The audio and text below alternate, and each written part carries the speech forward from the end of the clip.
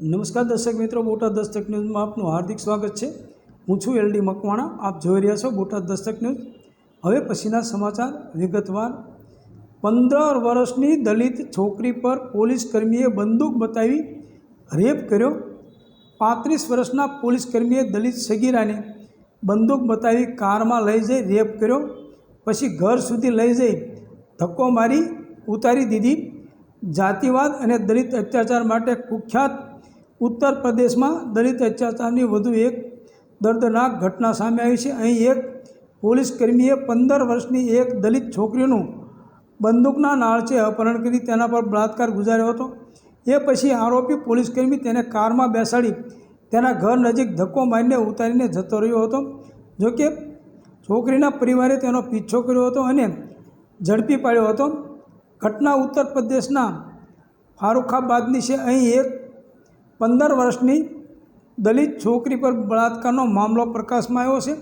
આરોપ છે કે યુપી પોલીસના એક કોન્સ્ટેબલે છોકરીનું અપહરણ કર્યું હતું અને તેના પર બળાત્કાર કર્યો હતો।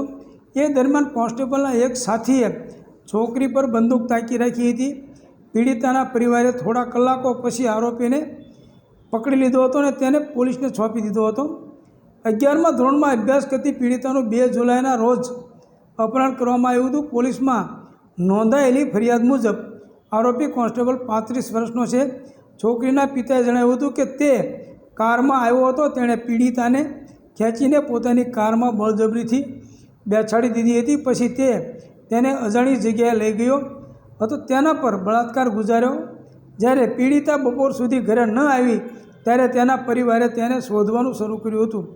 લગભગ 5 કલાક પછી આરોપી પીડિતાના ઘર સામે આવ્યો અને છોકરીને તેની કારમાંથી ધક્કો મારીને ઉતારી દીધી। જ્યારે પડોશીઓએ આ જોયું ત્યારે તેમણે રાડો પાડવાનું શરૂ કરી દીધું હતું। એ જોઈને આરોપીએ ભાગવાનો પ્રયાસ કર્યો હતો।